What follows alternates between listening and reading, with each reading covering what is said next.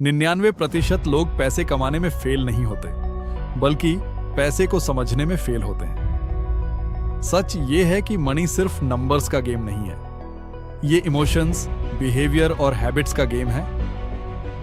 और इसी वजह से कई लोग ज्यादा कमाने के बाद भी ब्रोक रहते हैं और कुछ लोग कम कमाकर भी रिच बन जाते हैं। आज हम बात करेंगे द साइकोलॉजी ऑफ मनी की, एक ऐसी सोच जो तुम्हारी फाइनेंशियल लाइफ को कंप्लीटली चेंज कर सकती है। सबसे पहली बात, रिच बनने के लिए जीनियस बनना जरूरी नहीं है। बहुत लोग सोचते हैं कि स्टॉक मार्केट समझना, बिजनेस चलाना या इन्वेस्टमेंट करना सिर्फ स्मार्ट लोगों का काम है।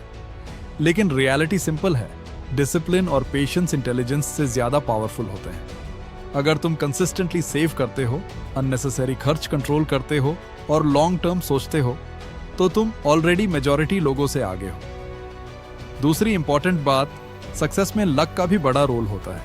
हर सक्सेसफुल इंसान सिर्फ हार्ड वर्क की वजह से सक्सेसफुल नहीं होता। कभी राइट टाइम, राइट प्लेस और राइट अपॉर्चुनिटी भी मैटर करती है। इसी तरह फेलियर भी सिर्फ तुम्हारी गलती नहीं होती, इसलिए किसी और की जर्नी को कॉपी करना एक डेंजरस मिस्टेक है। तीसरी बात, नौकी कदे काक मिस्टेक आती काक भी बात, लोग पैसे कमाते किस लिए हैं? फ्रीडम के लिए। लेकिन वो क्या करते हैं? दूसरों को इंप्रेस करने के लिए उसे उड़ा देते हैं। Expensive phone, branded clothes, show off lifestyle, सिर्फ इसलिए कि लोग उन्हें सक्सेसफुल समझें। लेकिन असली रिच वो होता है जिसके पास कंट्रोल होता है अपने टाइम का, अपनी लाइफ का और अपने डिसीजंस का।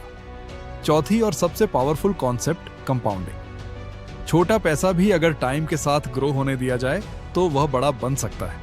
प्रॉब्लम यह है कि लोग जल्दी रिजल्ट्स चाहते हैं, वो पेशेंस लूज कर देते हैं और बीच में ही गिव अप कर देते हैं। सोचो, अगर तुम रोज थोड़ा सा पैसा सेव और इन्वेस्ट करो और उसे टच ना करो, तो 5 से 10 साल बाद वो अमाउंट तुम्हें सरप्राइज कर देगा। गेम ये नहीं है कि तुम एक दिन में कितना कमाते हो, गेम ये है कि तुम कितने टाइम तक गेम में टिकते हो।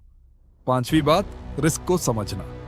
बहुत लोग हाई रिटर्न्स के चक्कर में हाई रिस्क ले लेते हैं बिना सोचे समझे।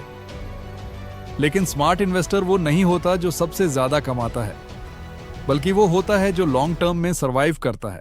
अगर तुम गेम में बने रहे तो चांसेस बढ़ते हैं कि तुम जीत जाओगे। और लास्ट बात, अपनी लाइफ के अकॉर्डिंग फाइनेंशियल डिसीजंस लो।